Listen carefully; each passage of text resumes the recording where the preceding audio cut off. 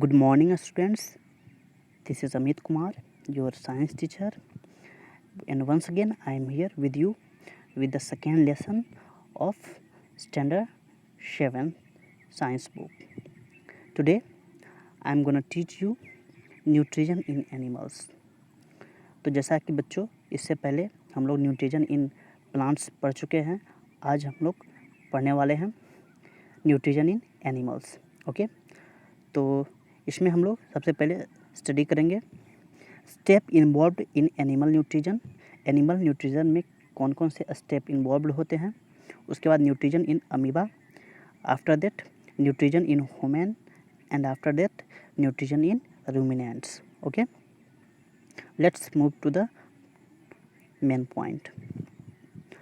All living things require food. It gives them energy to perform various life processes. Animals cannot prepare their own food and depend on plants or other animals for their food. Some animals and human beings consume both plant and animals. तो जैसा कि आप सभी जानते हैं, सभी living things को जीवित रहने के लिए भोजन की आवश्यकता होती है. इट गिव्स, यह हमें क्या देती है, यह सभी जीवों को, सभी लिविंग थिंग्स को एनर्जी प्रोवाइड करती है लाइफ के सभी प्रोसेस को कंप्लीट करने के लिए. और एनिमल्स, जैसा कि हम सभी जानते हैं, एनिमल्स अपना भोजन स्वयं नहीं बनाते हैं. यह अपने भोजन के लिए डिपेंडेंट होते हैं दूसरे प्लांट्स या फिर अदर एनिमल्स पर. ओके, और यहाँ तक केवल एनिमल्स ही नहीं, एनिमल्स और ह्यूमन बीइंग ये दोनों कंज्यूम करते हैं, लेते हैं अपना भोजन, ओबिटेन करते हैं प्लांट्स और एनिमल्स से. ओके बच्चों, the food eaten by animals and human has to be broken down inside the body into simple soluble form so that it can be used by the body to obtain energy. Let's study how the process of nutrition take place in animals. तो जैसा कि आप सभी जानते हैं, animals and human being जो food को consume करते हैं, तो ये फूड उनके बॉडी के अंदर ब्रेक डाउन होता है, टूटता है, और ये सिंपल सोल्यूबल फॉर्म में कन्वर्ट होता है, जिससे कि इसका डाइजेशन होता है और इन फूड में प्रेजेंट जितने भी न्यूट्रिएंट्स होते हैं उन सभी को हमारा बॉडी ऑब्जर्व करता है.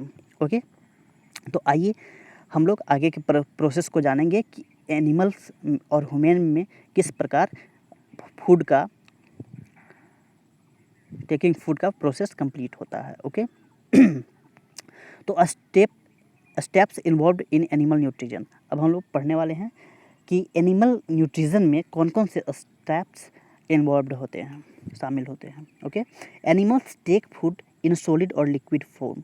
This form of nutrition in which food is taken in, digested and absorbed for its utilization is called holozoic nutrition. तो जैसा कि आप सभी जानते हैं, एनिमल्स अपने भोजन जो खाते हैं वह दो फॉर्म में लेते हैं, या तो सॉलिड के फॉर्म में लेते हैं या फिर लिक्विड के फॉर्म में लेते हैं. ओके बच्चों, तो इस प्रकार के न्यूट्रिशन में वे करते क्या हैं, तो सबसे पहले भोजन को खाते हैं, उसे डाइजेस्ट करते हैं, और भोजन में प्रेजेंट जो भी न्यूट्रिएंट्स होते हैं उसे ऑब्जर्व करते हैं, एब्जॉर्ब करते हैं और यूटिलाइज करते हैं बॉडी में. इस प्रकार के न्यूट्रिशन को कहा जाता है होलोजोइक न्यूट्रिशन. ओके बच्चों, इस प्रकार के न्यूट्रिशन को क्या कहा जाता है, holozoic nutrition. There are 5 steps in holozoic nutrition. Holozoic nutrition mainly 5 steps में संपन्न होता है. तो आइए देखते हैं वो 5 स्टेप क्या हैं. तो सबसे पहला जो स्टेप है वह है इंगेस्टन. तो the process which involved taking in food inside the body of an organism is called ingestion. क्या है वह प्रोसेस जिसमें भोजन शरीर के अंदर लिया जाता है उसे कहा जाता है ingestion. Okay, different organism have special structures for taking food. विभिन्न प्रकार के जीवों में, अलग अलग प्रकार के जीवों में अलग अलग स्ट्रक्चर होते हैं, स्पेशल स्ट्रक्चर होते हैं, जिसके माध्यम से वे भोजन को अपने शरीर में के अंदर लेते हैं. Okay, amoeba uses pseudopodia to engulf food particle. Amoeba अपने सूडोपोडिया, ये दिख रहे हैं, ये अमीबा है, यह अपने स्यूडोपोडिया, ये जो दो, ये इधर और इधर जो निकला हुआ है ये स्यूडोपोडिया है। ओके, इन्हें स्यूडोपोडिया कहा जाता है, हिंदी में इसे कुटपाद कहते हैं। यह कुटपाद के द्वारा अपने भोजन को अपने शरीर के अंदर लेता है, इंजेक्ट, इसलिए इसे कहा जाता है इंगेस्टन। इस प्रोसेस को कहा जाता है इंगेस्टन। नेक्स्ट है hydra uses tentacles to catch food. Hydra क्या करता है, अपने शरीर के टेंटेकल्स का यूज़ करता है भोजन को पकड़ने के लिए, खाने के लिए। पैरामीशियम यूजेस सीलिया, ये पैरामीशियम है, इसमें ये जो फाइबर के आकार का निकला हुआ है ये है सीलिया। यह अपने सीलिया का यूज़ करता है भोजन को इंजेक्ट करने के लिए, लेने के लिए। Mosquito uses feeding tubes for sucking blood.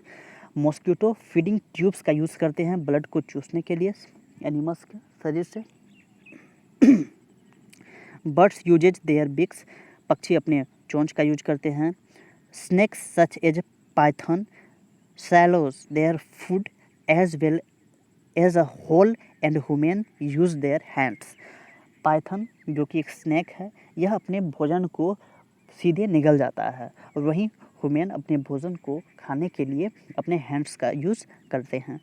तो ये था पहला स्टेप इंगेस्टन। हमारा नेक्स्ट है स्टेप डाइजेशन।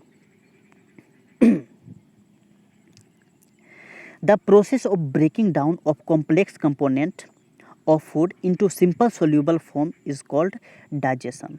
वह विधि जिसके द्वारा हमारे शरीर में भोजन ब्रेक डाउन होता है कॉम्प्लेक्स कंपाउंड से simpler form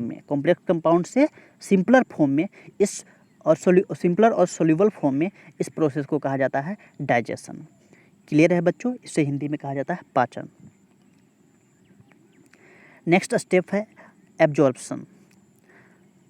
The process of passing of soluble product of digestion into the cell of the body through the body fluid such as blood is called absorption।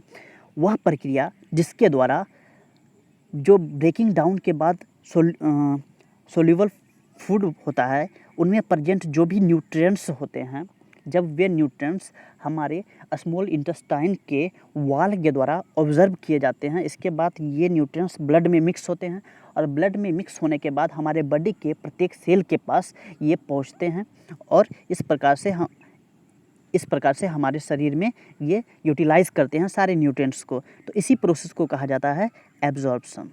Clear है बच्चों? Next है assimilation. The process of using absorbed food molecule for producing energy and growth is called assimilation. वह process जिसका use किया जाता है जितने भी फूड मोलिक्यूल्स हैं उन्हें ऑब्जर्व करने में, और वे हमारे जब सेल के पास जाते हैं तो उनसे वे उत्पन्न करते हैं एनर्जी को, और हमें प्रोवाइड करते हैं, हमारे शरीर को ग्रोथ प्रोवाइड करते हैं। इस प्रोसेस को कहा जाता है असाइमिलेशन। क्या कहा जाता है बच्चों? असाइमिलेशन कहा जाता है। क्लियर है? और हमारा अंतिम स्टेप जो है वो है egestion. The process of removing undigested food materials from the body is called egestion. वह प्रोसेस जिसके थ्रू हमारे बॉडी से वेस्ट सब्सटेंस, जब भोजन का ब्रेक डाउन होता है तो उसमें जो यूजफुल न्यूट्रिएंट्स होते हैं, यूजफुल सब्सटेंस होते हैं, उन्हें हमारा बॉडी ऑब्जर्व कर लेता है, लेकिन जो वेस्ट सब्सटेंस होते हैं वह चले जाता है कहाँ पर? लार्ज इंटेस्टाइन में, जहाँ से वह एनस के माध्यम से बाहर निकलता है। इस प्रोसेस को कहा जाता है इगेस्टन। ओके बच्चों, यहाँ तक क्लियर है?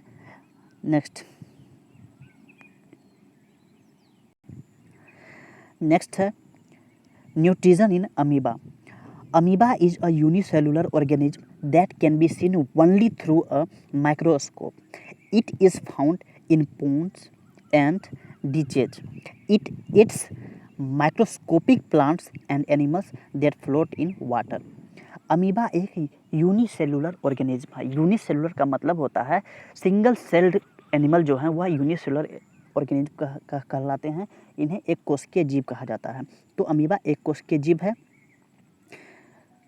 जो अपना भोजन, जो एक माइक्रोस्कोपिक, जिन्हें केवल और केवल माइक्रोस्कोप के द्वारा देखा जा सकता है, यह भोजन यह जनरली पाए जाते हैं तालाबों में और डिचेज में, और ये माइक्रोस्कोपिक प्लांट और एनिमल्स को खाते हैं जो वाटर पर फ्लोट करते हैं, तैरते हैं। Okay, an amoeba has an irregular shape and consist of a cell membrane, nucleus and many small vacuoles. Amoeba जो होते हैं इनका जो स्ट्रक्चर होता है, इनके बॉडी स्ट्रक्चर यह इरेगुलर होता है, कोई इसका निश्चित आकार नहीं होता है, यह अपना आकार हमेशा चेंज करता है और इसमें सेल मेम्ब्रेन पाए जाते हैं, न्यूक्लियस होता है और बहुत सारे वैक्यूल्स होते हैं. An amoeba can change its shape and position. Amoeba अपना शेप और पोजीशन दोनों चेंज कर सकता है. It give out one or more finger like projection called pseudopodia. यह फिंगर के आकार का कई अपने बॉडी से कई प्रोजेक्शंस निकाल सकता है, फिंगर लाइक प्रोजेक्शन निकाल सकता है, जिसे कहा जाता है सीडोपोडिया, जिसके माध्यम से ये अपने भोजन को शरीर के अंदर लेते हैं. ओके. और fast feed on sensing food to engulf food particle and push it inside the body. और ये एक्टिव कब होते हैं? जब ये सेंस करते हैं कि इनके आसपास इर्द गिर्द अगर फूड पार्टिकल्स है, तब इनके शरीर से सीडोपोडिया फिंगर लाइक प्रोजेक्शन निकलते हैं, जो धीरे धीरे बढ़ते हैं और भोजन को अपने शरीर के अंदर ले लेते हैं. Okay. Amoeba has no mouth और डाइजेस्टिव सिस्टम. अमीबा में न तो प्रॉपर भोजन को खाने के लिए माउथ होता है और ना ही पचाने के लिए डाइजेस्टिव सिस्टम होते हैं. इसका भोजन पचता है कहाँ पर? तो न्यूक्लियस में, और अपने शरीर के किसी भी पार्ट के द्वारा उसे ये भोजन को बाहर निकालते हैं. The food particle taken inside the body form a food vacuole. The food particle taken inside the body from a food vacuole. ये भोजन को अपने शरीर के अंदर लेते हैं फूड वैक्यूल के माध्यम से. Digestion of food particles is done by digestive juice that are secreted into the food vacuole. इनके फूड का जो डाइजेशन होता है यह डाइजेस्टिव जूस के द्वारा होता है, जो रिलीज करते हैं food vacuoles. Okay. They act on food and break it down into simpler substance. Food vacuole से जो निकलता है डाइजेस्टिव जूस, यह क्या करता है कि भोजन को ब्रेक डाउन करता है और सिंपल सब्सटेंस में ब्रेक करता है. The digested food is absorbed and assimilated. इसके बाद अमीबा के शरीर के अंदर ही भोजन का एब्जॉर्प्शन और एसाइमुलेशन होता है. The undigested food is thrown out from any point of the body. उसके बाद जो अनडाइजेस्टेड फूड होते हैं वह शरीर के किसी भी पॉइंट के द्वारा बाहर रिलीज कर देता है. ओके बच्चों, यहाँ पर ये अमीबा का फिगर है. इसमें ये सीडोपोडिया हैं, जिसके जब ये भोजन को सेंस करता है कि अपने इर्द गिर्द है, तो ये बढ़ने लगते हैं और इसके बाद ये धीरे धीरे भोजन को अपने अंदर इस तरह से ले लेते हैं और इगेस्टेड फूड को, वेस्ट सब्सटेंस को अपने शरीर से इस प्रकार ये बाहर यहाँ पर निकाल रहे हैं. ओके, क्लियर है बच्चों? आगे बढ़ते हैं. नेक्स्ट है nutrition in humans. Okay. Human being like other animals take in food through their mouth. Human being other animals की तरह अपने भोजन को माउथ के द्वारा लेते हैं. The continuous canal by which food enters the body and wastes are expelled out is called alimentary canal. कह रहा वह कंटिन्यूअस कैनाल जिसके माध्यम से भोजन हमारे शरीर में आता, मनुष्य अपने भोजन को शरीर में लेता है और इसे बाहर वेस्ट सब्सटेंस के रूप में बाहर निकालता है. तो माउथ से उस वेस्ट सब्सटेंस एनस तक के बीच का जो कैनाल है, इसे कहा जाता है एलिमेंट्री कैनाल. क्या कहा जाता है बच्चों? एलिमेंट्री कैनाल कहा जाता है. The organs of the alimentary canal are mouth. अब एलिमेंट्री कैनाल्स में जो ऑर्गन्स होते हैं वे हैं माउथ, एसेफोगस जिसे फूड पाइप भी कहा जाता है, stomach, small intestine, large intestine, rectum and anus. ये सभी एलिमेंट्री कैनाल्स के ऑर्गन्स हैं. द एलिमेंट्री कैनाल, जिसको डाइजेस्टिव ट्रैक्ट भी कहा जाता है, and the associated gland like pancreas and liver form digestive system. तो एलिमेंट्री कैनाल जो कि जिससे जुड़ा होता है एसोसिएटेड होता है, जुड़ा हुआ होता है पेनाक्रीज और लीवर, ये सभी डाइजेस्टिव सिस्टम कहलाते हैं। क्लियर है बच्चों? यहाँ पर देखिए ये माउथ है, माउथ से ये जो कैनाल निकला हुआ है स्टोमेक होते हुए, स्मॉल इंटेस्टाइन से होते हुए, लार्ज इंटेस्टाइन से एनस तक का जो कैनाल है यह कहलाता है एलिमेंट्री कैनाल। ओके बच्चों, let us study the different step involved in the nutrition in human being. आइए अब ह्यूमन बींग में डिफरेंट स्टेप्स जो इन्वॉल्व होते हैं न्यूट्रिशन के, उन्हें हम जानते हैं। सबसे पहला है ingestion, taking food into the body, it's called ingestion. The food is taken into the body through the mouth. It is broken down into small pieces with the help of the teeth. The process of breaking down food into smaller pieces by the teeth is called mastication. जैसा कि आप जानते हैं, मनुष्य अपने भोजन को mouth के थ्रू लेता है और इसे स्मॉल पीसेस में, टुकड़ों में काटता है। किसके द्वारा? तो अपने टीथ के द्वारा। तो वह प्रोसेस जिसमें भोजन ब्रेक डाउन होता है सिंपल पीसेस में, स्मॉलर पीसेस में टीथ के द्वारा, उसे कहा जाता है मास्टिकेशन। क्या कहा जाता है? मास्टिकेशन। क्लियर है बच्चों? जैसे हम लोग कहते हैं चबाना। There are 4 different kinds of teeth in mouth. हमारे माउथ में 4 विभिन्न प्रकार के दांत पाए जाते हैं। सबसे पहला है इंसीजर्स, दूसरा कैनाइंस, तीसरा प्रीमोलर्स और चौथा मोलर्स। तो टीथ कितने टाइप्स के होते हैं? जनरली टीथ 4 टाइप्स के होते हैं, incisors, canines, premolars and molars. तो यहाँ पर आगे का जो फ्रंट 4 टीथ होता है, जो फ्रंट 4 टीथ होता है, यह कहलाता है इंसीजर। क्या कहलाता है बच्चों? इंसीजर। इसके बाद यह नुकीला जो दांत होता है, शार्प टीथ होता है, वह कहलाता है कैनाइंस। और कैनाइंस के पीछे 2 दांत होते हैं जिन्हें कहा जाता है प्रीमोलर्स, और इसके पीछे 3 और टीथ होते हैं जिन्हें कहा जाता है मोलर्स। ओके, अब आइए इनके बारे में जानते हैं, इनके क्या क्या कार्य हैं। इससे पहले एक टेबल दिया गया है, इसको देख लेते हैं। सबसे पहले है type of teeth, number of teeth, total number of teeth और इनके फंक्शन। इंसीजर क्या होते हैं? तो flat teeth located in front. ये टीथ चौड़े होते हैं जो आगे की ओर होते हैं। तो लोअर जॉ में 4 होते हैं और अपर जॉ में भी 4 होते हैं। तो इनकी टोटल संख्या होती है 8। इंसीजर की संख्या कितनी होती है? 8। इनका जो फंक्शन है, ये फंक्शन है कटिंग एंड बीटिंग फूड। ये भोजन को काटने का काम करते हैं। नेक्स्ट है कैनाइंस। ये शार्प पॉइंटेड टीथ होते हैं next to the incisor on either side. Canines काफ़ी शार्प पॉइंटेड टीथ होते हैं जो इंसीजर्स के बगल में होते हैं। इनकी संख्या होती है लोअर जॉ में 2 और अपर जॉ में 2। टोटल संख्या होती है 4। इनका काम होता है पिर्चिंग एंड टीयरिंग फूड। यह भोजन को चीरने और फाड़ने का काम करते हैं। नेक्स्ट है premolar, next to the canines on the other side. 2 canines के बगल में दोनों साइड प्रीमोलर्स होते हैं। अपर लोअर जॉ में भी 4, अपर जॉ में भी 4, टोटल नंबर 8। इनका वर्क होता है च्यूइंग एंड ग्राइंडिंग फूड। यह भोजन को चबाने और पीसने का काम करते हैं। नेक्स्ट है मोलर। यह क्या होता है कि next to the molars on the premolars on either sides. यह प्रीमोलर्स के दोनों साइड्स होते हैं।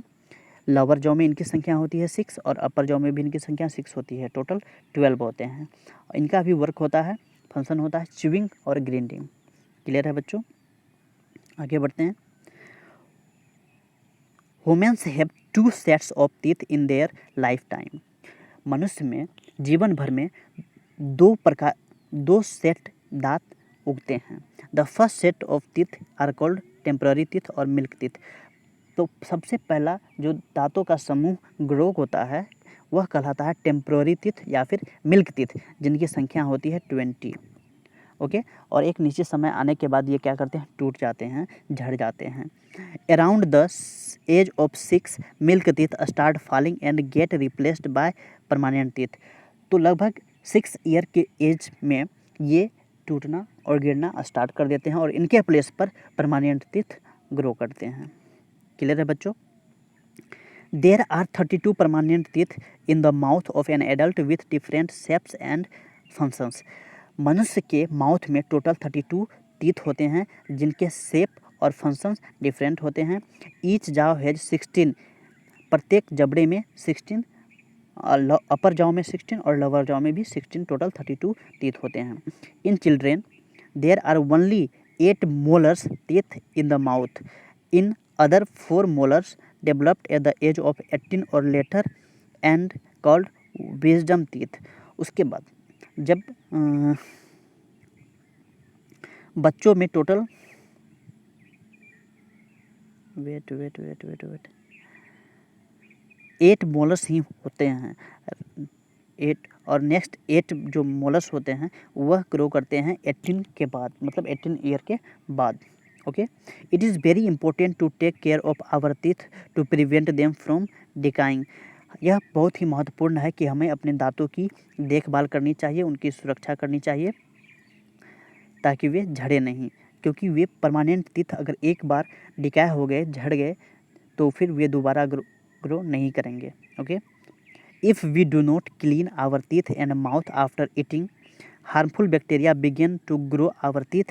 These bacteria start acting on food, break down sugar stuck between our teeth and produced an acid.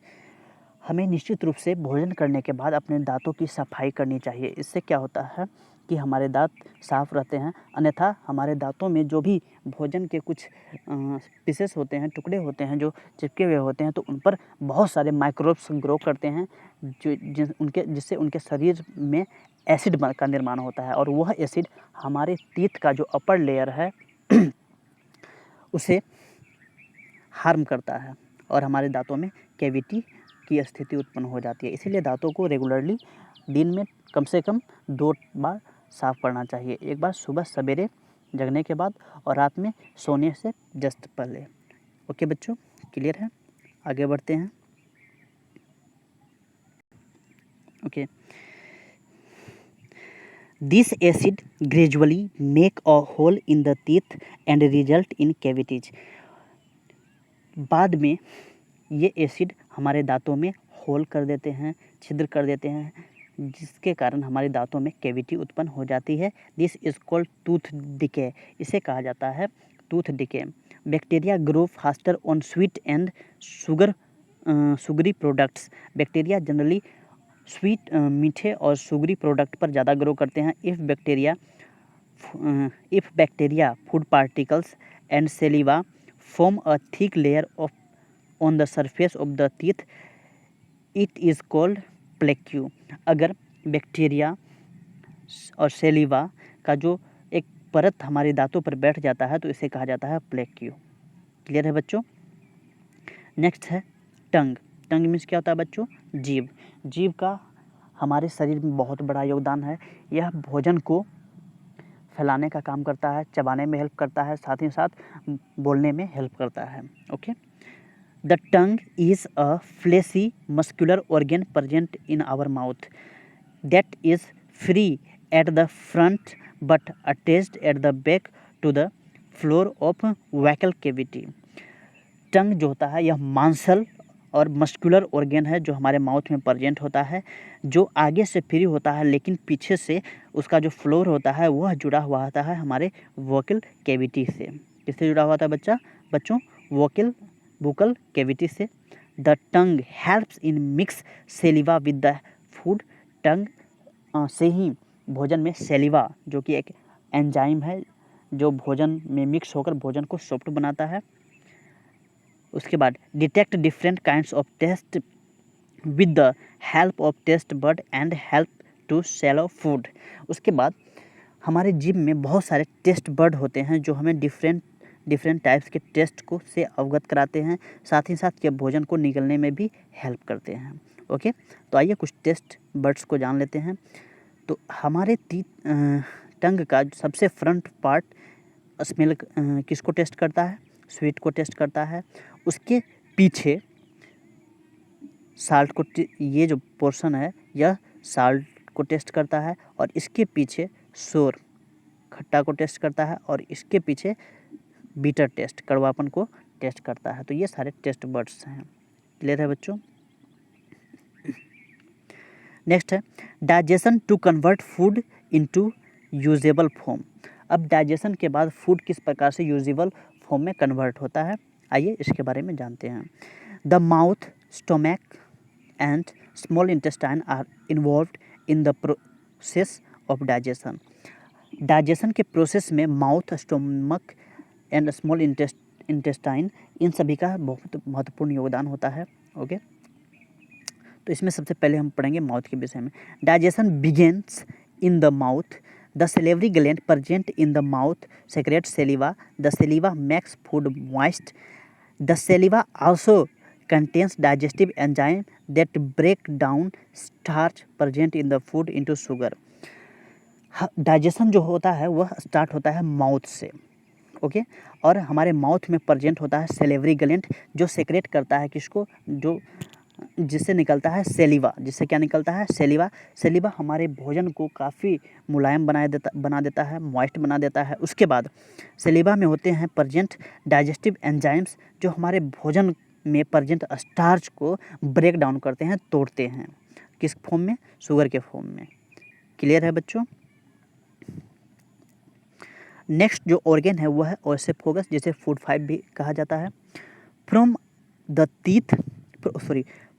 The mouth the food passes into oesophagus और food pipe and finally reaches the stomach. मुख से होता हुआ भोजन कहाँ जाता है? ओएसोफेगस या फिर फूड पाइप में जाता है, ओके, और अंततः कहाँ पहुँचता है? स्टोमक में। फूड पाइप होते हुए कहाँ पहुँचता है? स्टोमक में पहुँचता है।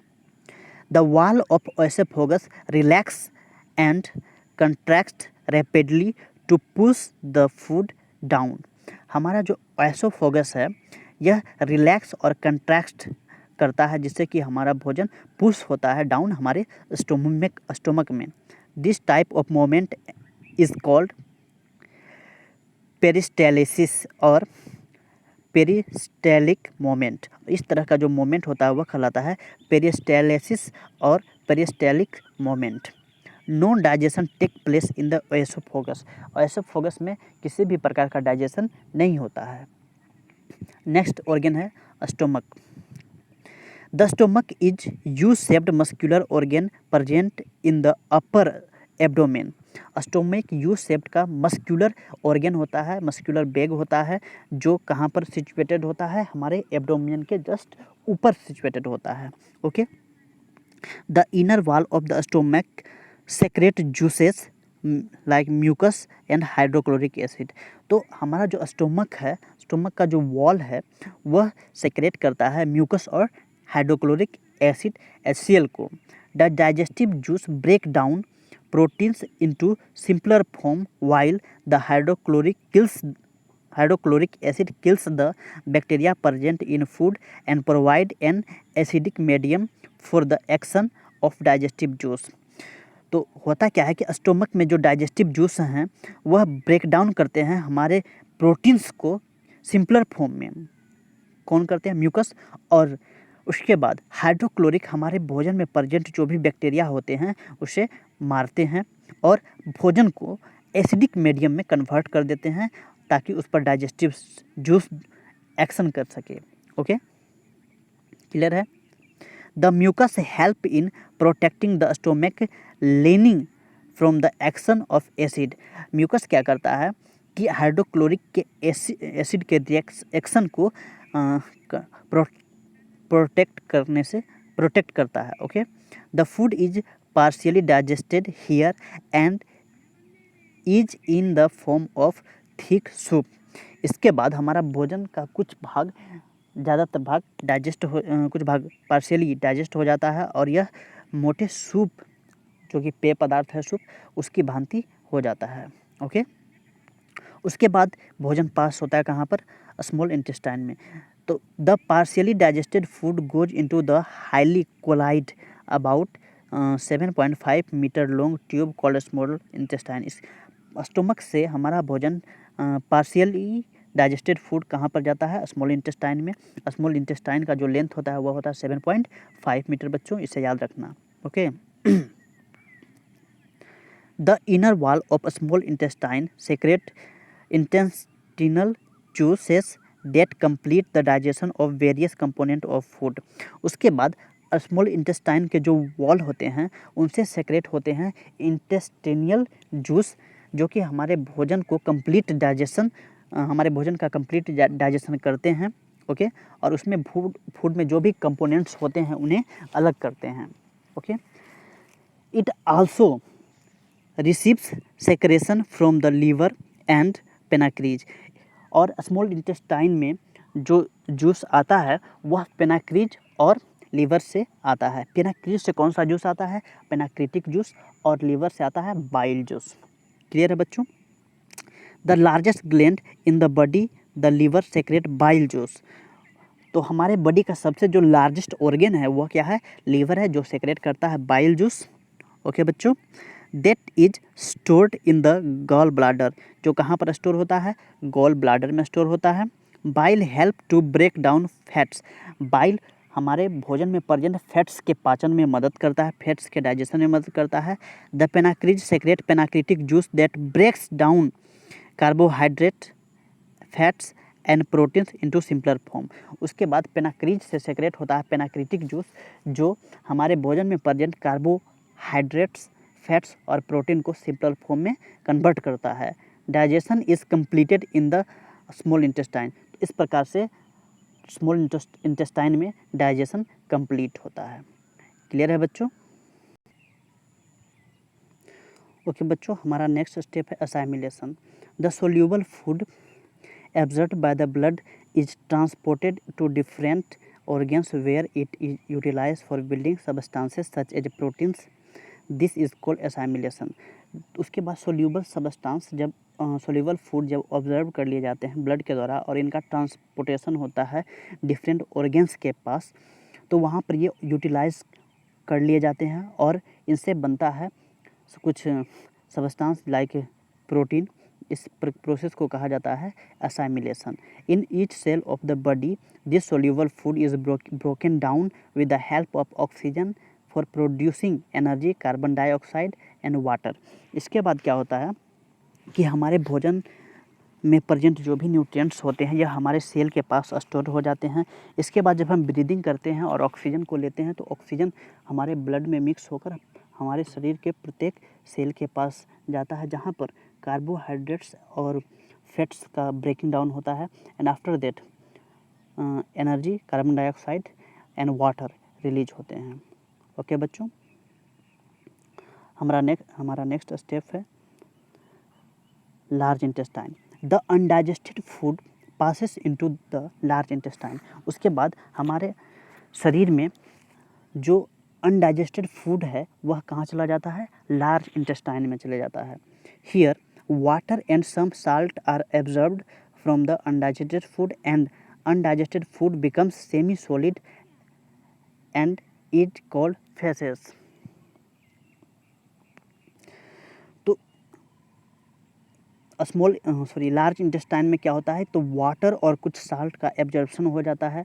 उसके बाद जो भी अनडाइजेस्टेड फूड होता है वह सेमी सॉलिड बन जाता है। वह क्या बन जाता है? सेमी सॉलिड, और वह कहलाता है फेसेस। ओके। नेक्स्ट है इगेस्टन।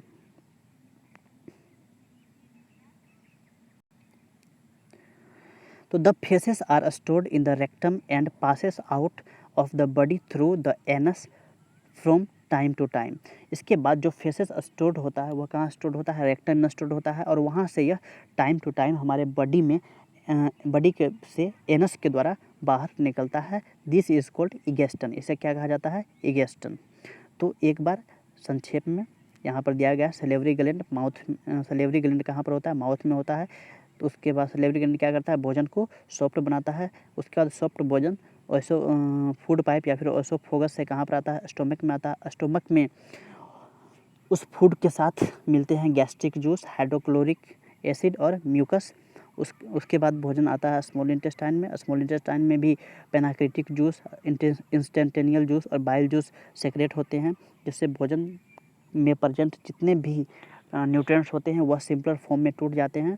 उसके बाद रेस्ट बचा हुआ भोजन कहाँ पर आता है? लार्ज इंटेस्टाइन में। And after that wasted substance is release through the anus. Clear है बच्चों? नेक्स्ट है nutrition in ruminant. Cows and some grass-eating animals can swallow large amount of food at a time and later bring back the solid food into the mouth to chew it again. काव और कुछ grass eating animals क्या करते हैं? भोजन का बहुत ज़्यादा अमाउंट एक बार में वो लेते हैं और खा लेते हैं। बाद में वे क्या करते हैं? इसे अपने स्टोमक से बाहर लाते हैं और उसे चबाते हैं ताकि उनका पाचन हो सके। ओके, तो इस प्रोसेस को कहा जाता है च्यूइंग द कड। और जो एनिमल्स इस प्रोसेस को करते हैं उस प्रोसेस को कहा जाता है रूमिनेशन। च्यूइंग द कड को ही कहा जाता है रूमिनेशन। और जिन एनिमल्स में ये प्रोसेस होता है उन्हें कहा जाता है रूमिनेंट्स। ओके, तो काव, गोट, बफेलो ये सभी रूमिनेंट एनिमल्स हैं। Okay, grass is rich in cellulose. Grass में प्रचुर मात्रा में सेल्यूलोज या फिर कार्बोहाइड्रेट पाया जाता है, विच में other animals and humans can not digest, जिसे ह्यूमन या फिर अदर एनिमल डाइजेस्ट नहीं कर सकते हैं, but can be digested by ruminants, but इन्हें रूमिनेंट्स एनिमल्स के द्वारा डाइजेस्ट कर लिया जाता है। Let us study the process of nutrition in ruminant. आइए तो रूमिनेंट्स एनिमल्स में डाइजेशन के प्रोसेस को हम लोग देखते हैं। तो सबसे पहला इंगेस्टन का प्रोसेस उनमें भी होता है। The animals eat grass, chew it and mix it with saliva. ये भी ग्रास को खाते हैं, चबाते हैं और इसमें भी सेलिवा मिक्स होता है। They have big chewing teeth with powerful जाव।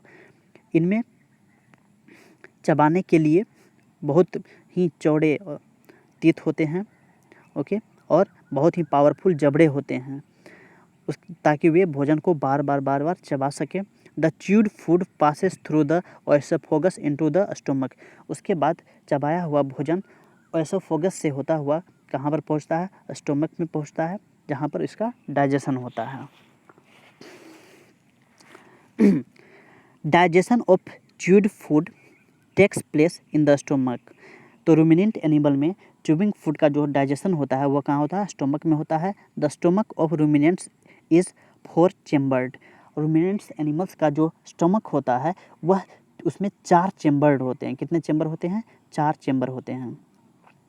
यहाँ पर दिखाया गया है 4 चेम्बर, 1 2 3 4। इस तरह से ये 4 चेम्बर्स होते हैं। तो रूमेन सबसे पहला चेम्बर कहलाता है rumen. It is the first and largest chamber. Yes, पहला और बड़ा चेम्बर होता है। Which stores large quantity of food that is quickly consumed.